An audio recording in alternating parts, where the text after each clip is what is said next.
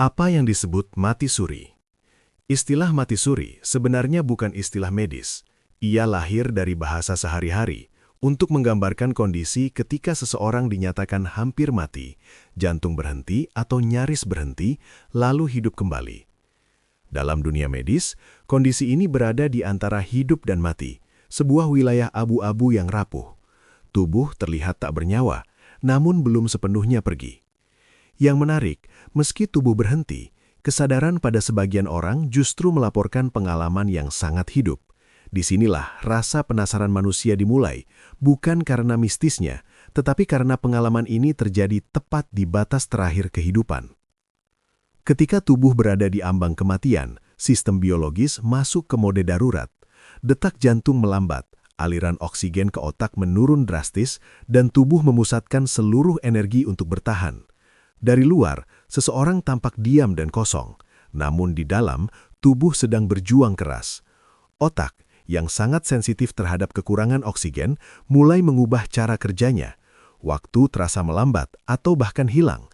Dalam kondisi ekstrim ini, tubuh tidak lagi memikirkan masa depan, hanya satu hal, bertahan 1 detik lagi.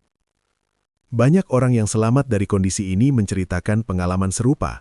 Ada yang melihat cahaya terang, ada yang merasa keluar dari tubuhnya, seolah menjadi penonton atas dirinya sendiri. Ada pula yang mendengar suara, merasakan kedamaian, atau melihat kilasan hidupnya secara cepat. Namun penting dipahami, tidak semua orang mengalami hal yang sama. Tidak ada satu pola tunggal. Yang konsisten hanyalah satu hal, pengalaman itu terasa sangat nyata, lebih nyata dari mimpi, dan sulit dijelaskan dengan kata-kata. Lalu apa yang sebenarnya terjadi pada otak ketika mengalami mati suri? Ilmu pengetahuan mencoba memahami fenomena ini dari sisi otak. Saat berada di ambang kematian, otak melepaskan zat kimia tertentu, seperti endorfin, yang berfungsi mengurangi rasa sakit dan ketakutan. Ada pula teori tentang zat psikedelik alami yang dilepaskan otak. Dalam kondisi kekurangan oksigen, otak juga cenderung menciptakan narasi untuk mengisi kekosongan. Namun, penjelasan biologis ini tidak selalu menghapus makna pengalaman tersebut. Bagi yang mengalaminya, apa yang terjadi tetap terasa personal dan mendalam, bukan sekedar reaksi kimia. Banyak orang mengatakan pengalaman mati suri terasa lebih nyata daripada kehidupan sehari-hari. Warna lebih tajam, emosi lebih jernih, tidak ada kebisingan pikiran. Hal ini mungkin terjadi karena dalam kondisi ekstrem, otak berhenti melakukan hal-hal yang biasa ia lakukan, membohong, menunda, dan mengkhawatirkan hal remeh. Tidak ada masa depan, tidak ada penyesalan, hanya kesadaran murni. Saat hidup hampir berakhir, banyak orang justru merasa benar-benar hadir untuk pertama kalinya. Kembali dari kondisi ini tidak selalu berarti kembali seperti semula. Banyak orang melaporkan perubahan besar dalam cara memandang hidup. Hal-hal yang dulu terasa penting menjadi kecil. Ketakutan akan kematian berkurang atau justru muncul trauma baru. Sebagian merasa sulit menjelaskan pengalamannya karena takut tidak dipercaya. Mereka kembali hidup tetapi membawa sesuatu yang tak terlihat. Sebuah perubahan di dalam yang seringkali lebih berat daripada luka fisik.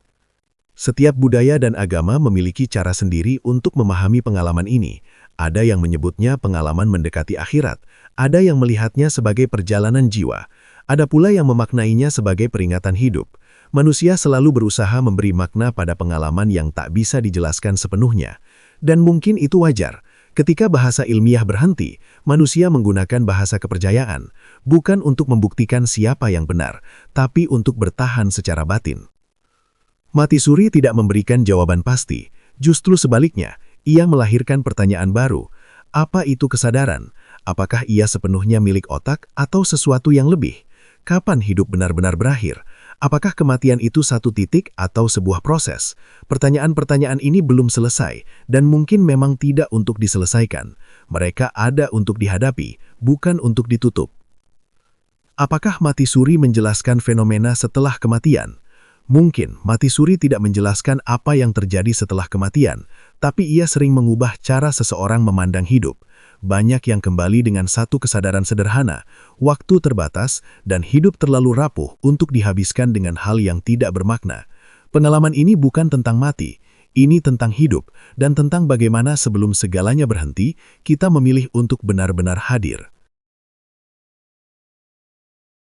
Jika kamu suka dengan video ini, Jangan lupa like, komen, dan subscribe. Jika kamu mau menambahkan fakta lainnya atau request fakta apa selanjutnya, silakan tulis di kolom komentar ya.